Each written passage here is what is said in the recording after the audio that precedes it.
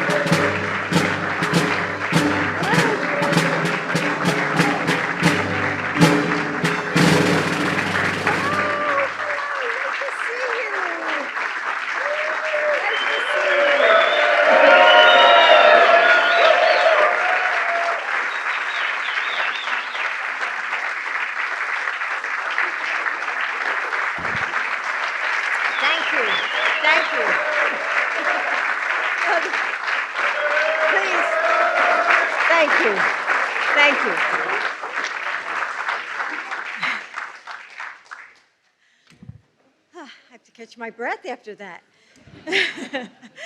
Thank you. And it's my pleasure to welcome all of you, so many good friends and family, to the White House. And we're pleased to welcome the Taoiseach of Ireland, Micheál Martin, and his wife Mary, as well as the Irish delegation to Washington, D.C.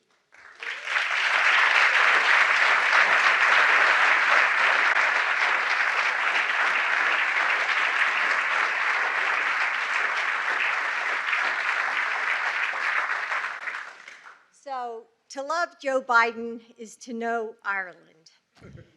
So picture me on our first few dates, dressed in bell-bottoms and a peasant shirt. I wore my hair down to the middle of my waist, and at the time, so did most of the men I dated. And then there was this senator, handsome and buttoned up in his suit and loafers, casually quoting Yeats. It was the last thing I expected. But in the end, he won me over. Took 5 times.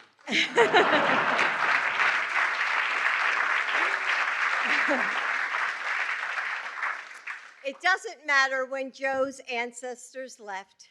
A piece of that island was passed down to each generation in memories and stories and family lore.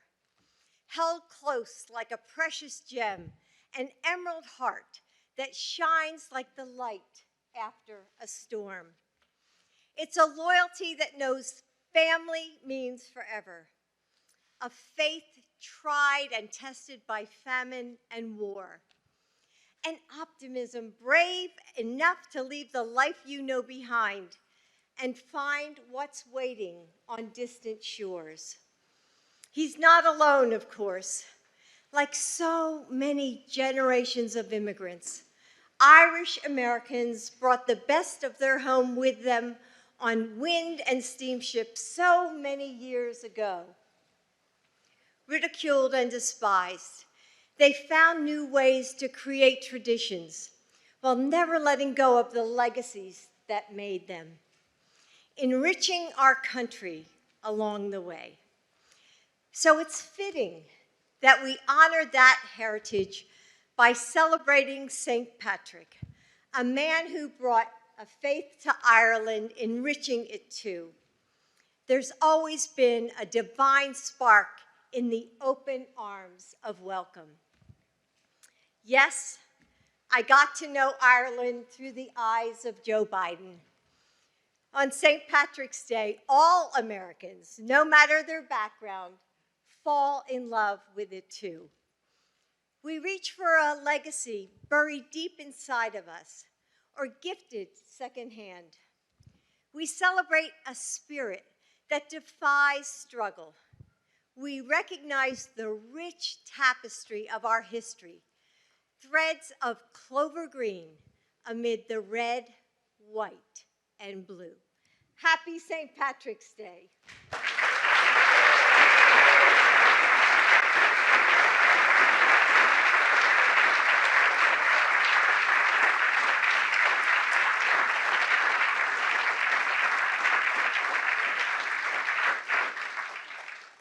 happy St. Patrick's Day, everyone.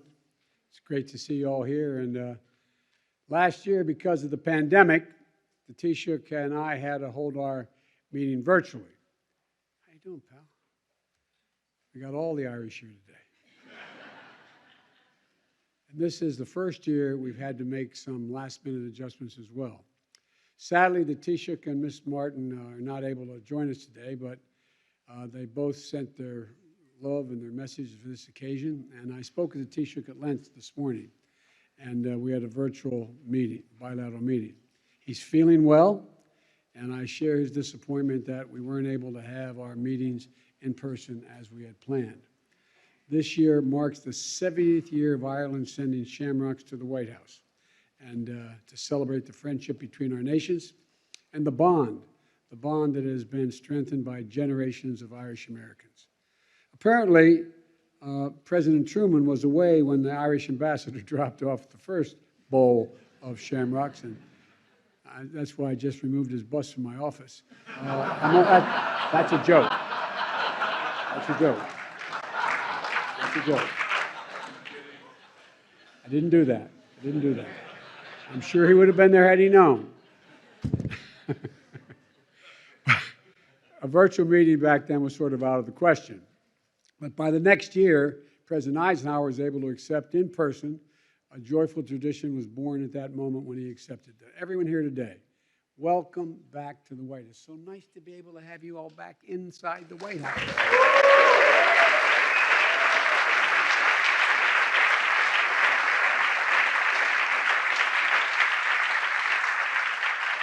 There's so many friends here, Irish Americans, Americans who wish they were Irish. As my grandfather used to, our grandfather, my sister Valerie's here, my daughter Ashley's here, my brother-in-law, my brother, my other sister-in-law, my niece, we're all here. But I'm probably the only one old enough to remember my grandfather, Ambrose Finnegan, as well as you might expect someone when they were that age. And he used to have an expression. He said, if you're lucky enough to be Irish, you're lucky enough. And so,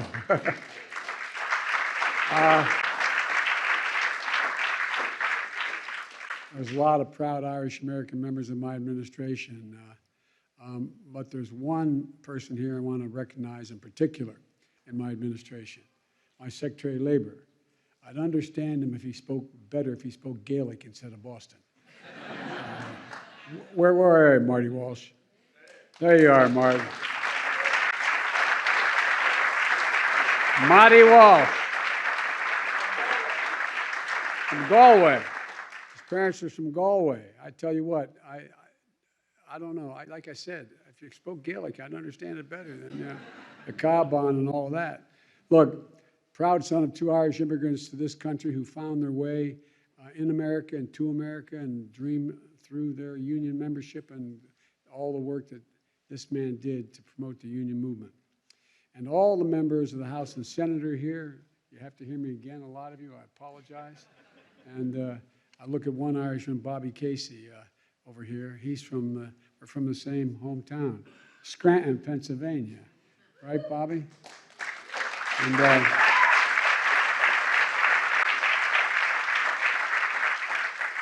I knew Bobby's dad well. He was a hell of a guy. And we lived literally 4 or 5 city blocks apart from one another. The problem is that I'm older than Bobby as his father was than me, so we're right in the middle there. But the best thing Bobby has going for him is a magnificent wife, and his mother is a saint. God love her. And tell Mom I said hi, will you? For real. Look, our new ambassador to Ireland can't be with us today, but I'm very pleased that Claire Cronin from Boston has officially begun her work in Dublin. I just got off a video with her on the phone, and she was mildly tearful. She wanted to be here with everyone, and I wish you all are going to get to meet her. She's really quite a person. And unusual in Washington, as I'm usually referred to as Jill Biden's husband, which I'm proud of. But today, I'm Catherine Eugenia Finnegan Biden's son. That's who I am. And Jimmy, Val, and I, we come by our love for Ireland honestly. It's been more than 165 years since our great-great-grandparents left County Mayo and County Louth aboard the coffin ship to cross the Atlantic. Now, I want to ask my relatives from County Louth to stand up. Three of them, come on, stand up, guys.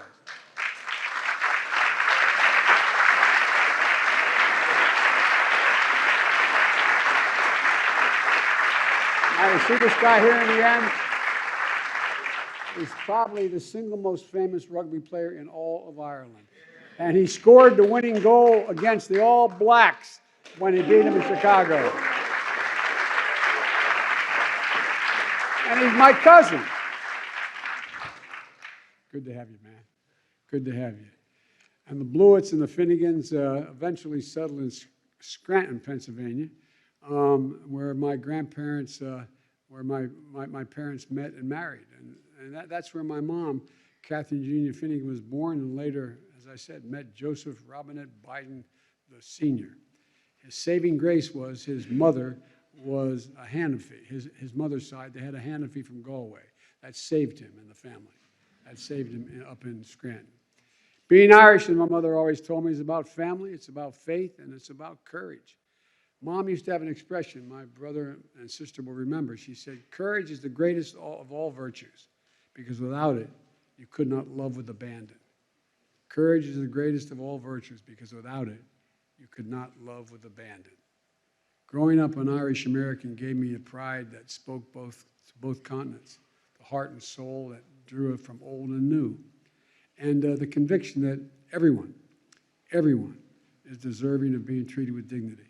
I was mentioning today, I think it's fair to say, I can't prove this, but I think it's fair to say I've never heard the word dignity used as much than I have among the Irish, because the deprivation of the being treated with dignity is understood. Dignity. One of my great uncles wrote from the United States after he made it to America, one of those letters they used to call Amerique letters, back to his loved ones in Ireland, yearning for home. He wrote, if there was a road made of furs, furs is a yellow flower with thorns in it. If there's a road, he said, if there was a road made of furs in America, from America to Ireland, I'd walk it in my bare feet. I'd walk it in my bare feet. Our great-grandfather, Edward Francis Blewett, was only the second Catholic ever elected to the state Senate. We talked about this, Gov, in the state of Pennsylvania. The first one was in the early 1880s, but I think he was the second, and he was elected when he was elected to office. He had my great-grandfather had an engineering degree from Lafayette College, and he had the heart of an Irish poet. He wrote over 200 poems, and unfortunately, our Uncle Ed left the poems. I have them all. I've had them bound. And he wrote a poem about his Ireland. I want to read one of his stanzas of the poem. He said, from the fairest land except my own, nor sun, neath sun or star or moon, a citadel of liberty, my mother's land a ruin. Of course, I'm not the first Irish-American descendant to, not by a long shot, to be in the White House. Fully half of the American presidents can claim ancestral connection to Ireland, including the man who held his job when I was vice president, Barack Obama. But it was John F. Kennedy, would you stand up, my sir? Come on.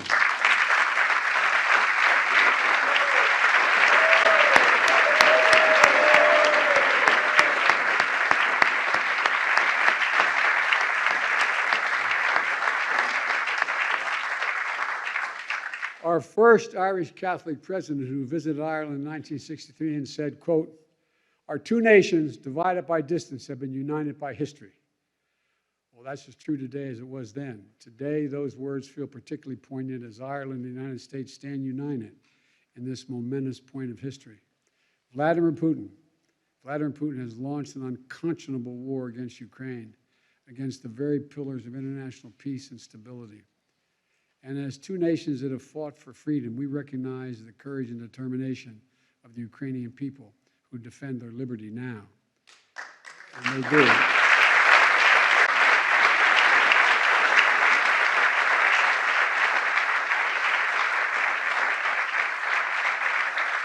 The Republic of Ireland and our nation have lived through war.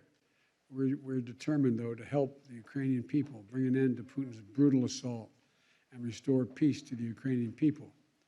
As nations that have been marked by immigrants who departed Ireland in coffin ships and immigrants who sought the safety of new beginnings in the United States, we are open, and our hearts are open, and our arms are open to help more than 3 million Ukrainian refugees who have already fled Putin's onslaught.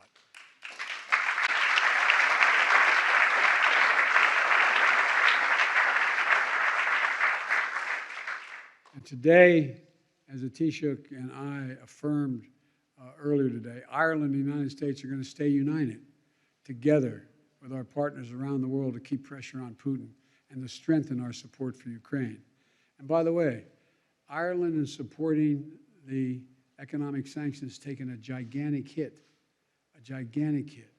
proportionally more than we have. It took a hell of a lot of courage for the Taoiseach and a dial to stand up and do what they did. And I really mean it. You know that, Mr. Ambassador. You know what it's like. We've also discussed how the United States and Ireland will take on all challenges we face together. We're working together to fight COVID-19 and to save lives around the world, to tackle the climate crisis, and to boost global economic recovery. And we're working for real side by side in the United Nations Security Council, which they're now members of, to address the humanitarian crisis not only in Ukraine but around the world. And our nations both are deeply committed to protecting the hard-won gains of peace in Northern Ireland. The Good Friday Agreement has been the foundation of peace and prosperity in Northern Ireland for nearly 25 years, and it cannot change. It cannot change.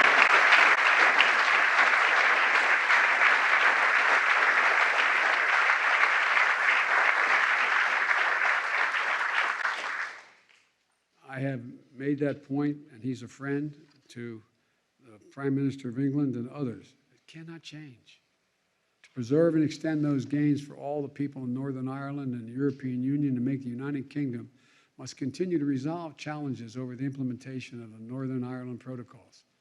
The United States stands ready to work with all the communities in Northern Ireland to ensure its extraordinary economic potential and ensure that it's realized. And we look forward to supporting the next Northern Ireland executive after the upcoming assembly elections, which are on their way. History has proven that what the people of Northern Ireland and our leaders can accomplish when they work together. Yeats wrote, can I quote an Irish poet? He wrote the line in one of his poems, "Hope that you may understand." Hope that you may understand. Because for the Irish, and for all of us Irish Americans, the hoping is essential to understanding and to life from our perspective. Hope is what brought forth on the Emerald Island a nation of poets and patriots, saints, scholars, artists, and engineers. Hope kept us looking toward the far horizon, urges us to over every obstacle, tells us to try again when we fall short, to rise each time we fall. Our mom used to have an expression, as long as you're alive, you have an obligation to strive, and you're not dead till you've seen the face of God. And she meant it. She meant it. Well, in my view, that's the Irish of it. Hope is what brought us, the Irish-American kid, all the way from Scranton to the White House. And with a lifetime of history of hoping comes a deep understanding of what our nations and our people can accomplish. Hope was what brought us here. And around the same time, my great-great-grandfather, Owen Finnegan, a shoemaker, boarded a coffin ship in 1844 in the Irish Sea with 5 weeks after another shoemaker named Joseph Kearney from Monegal arrived on another ship in America just 5 weeks earlier. That was President Obama's great-great-grandfather. They were both shoemakers not far from one another.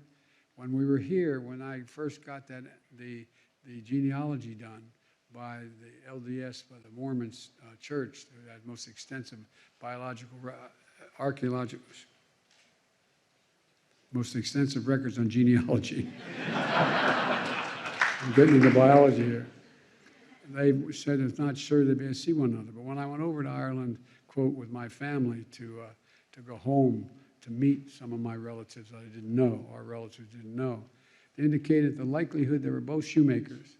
both not far from one another, both leaving for America 5 weeks apart, it is not improbable that they would have known one another.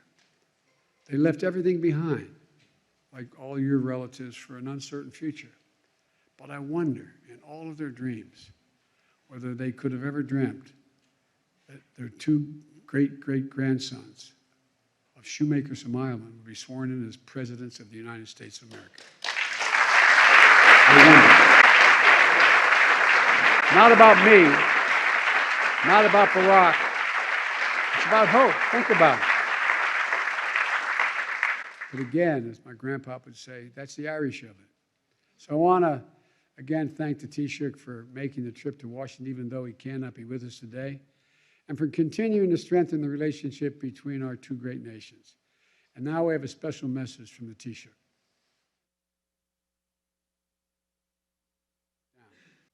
Mr. President and First Lady, Senators, Representatives, ladies and gentlemen, as we gather this year to mark St. Patrick's Day, an annual occasion that means so much to so many Americans and to Irish people everywhere, we do so in the consciousness that these are not normal times. We are reminded by the appalling events in Ukraine that freedom and democracy can never be taken for granted. Each generation must be ready to stand up and defend them. We are reminded also of the lengths that those who oppose democracy are prepared to go to stop others enjoying its benefits. In the people of Ukraine, we are reminded of the boundless bravery and resolve of those who love their country and who value its freedom. And importantly, we are reminded of the importance of the shared values and principles which are the bedrock of the enduring friendship between our countries.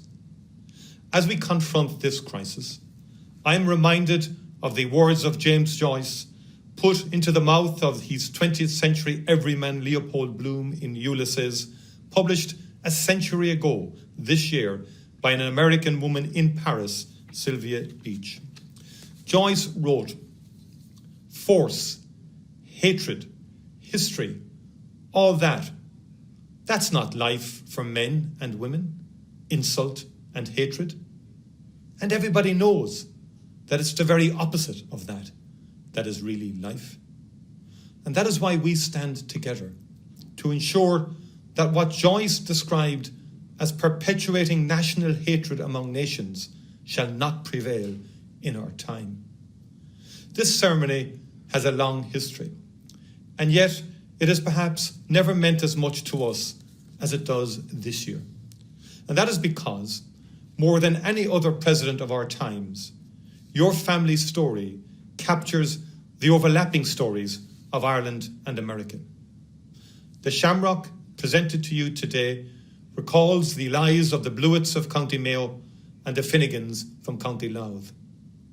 I took the opportunity to have the bowl inscribed especially for you in the Irish language, knowing how you would value that. Your family's perilous journey across the Atlantic and those of the other Irish names that adorn your family tree reflect the experience of the millions of Irish people who left their homeland in the 19th century to seek better lives for themselves. The departure of so many people from our shores, many at a very young age, left a huge gap in our society and deposited oceans of pain in the hearts of those they left behind, longing for departed family members they never saw again. In more recent times, our diaspora has been an inestimable source of strength to us in the search and achievement of peace and political progress in Northern Ireland. Mr. President, I salute the immense contribution made by the Congressional Friends of Ireland, of which you were a founding member back in 1981. Their efforts were instrumental in securing indispensable American support for the peace process that culminated in the Good Friday Agreement, an achievement in which I know that you and many other Americans take justifiable pride. Your support, Mr. President, and that of our friends in Congress continues to be of vital importance as we seek to protect the Good Friday Agreement from the complications created by the British decision to leave the European Union.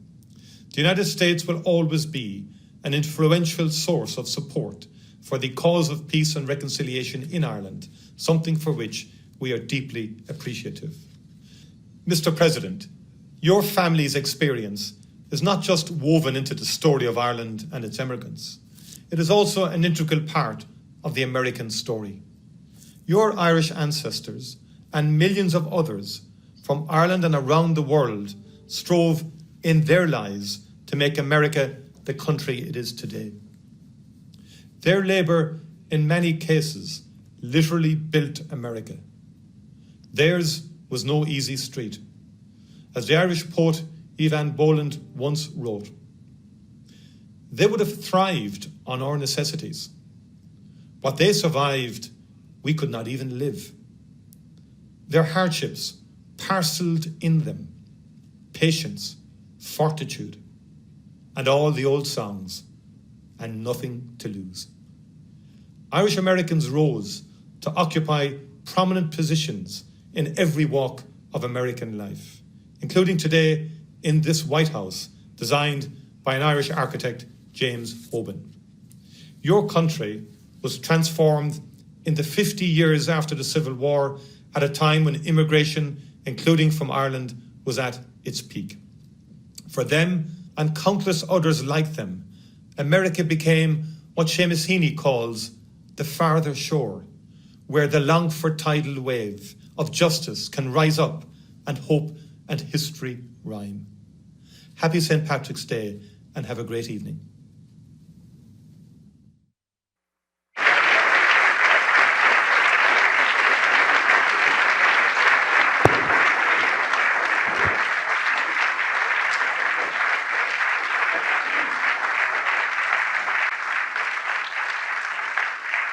Mr. Ambassador, you got to tell him how much he's appreciated. Genuinely. Thank you, thank you, thank you. Folks, now we have, I don't know who's going to do the introducing, but now we're going to have entertainment that is all Irish. And so you get me to sit down. I sit down. And they're going to clear the stage. And as my father said, our father used to have a band when he was a kid. He played the saxophone and the clarinet. And he could dance and he could sing. And he used to say, Joey, I don't know where the hell you came from. You have no lip, you have 2 left feet, and you can't carry a tune in a wheelbarrow. So I'm getting the hell off the stage. Thank you.